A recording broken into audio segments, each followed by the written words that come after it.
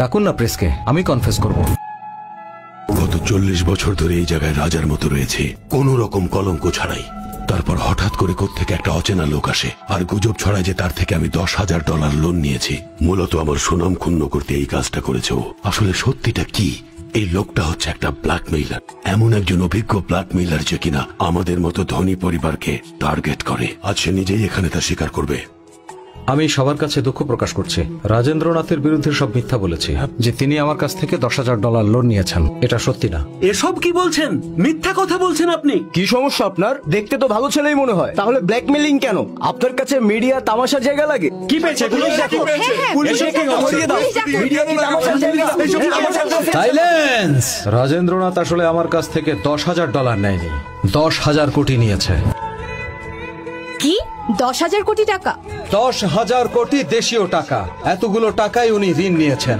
রাজেন্দ্রনাথ আমাকে এই টাকা না দেয়া পর্যন্ত আমি এই শহর ছেড়ে কোথাও যাচ্ছি না।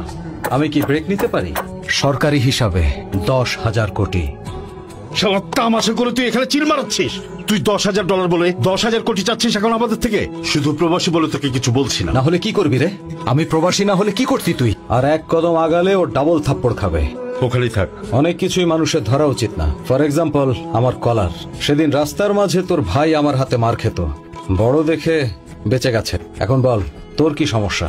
আমি আমার বেবিকে ফোন করেছিলাম, ও বলেছে তোমার কাছ থেকে $10,000 নিয়েছে। ও যা বলেছে সেটা সত্য না। তোর বেবি আমাকে ভালোবাসার নামে ধোকা দিয়েছে।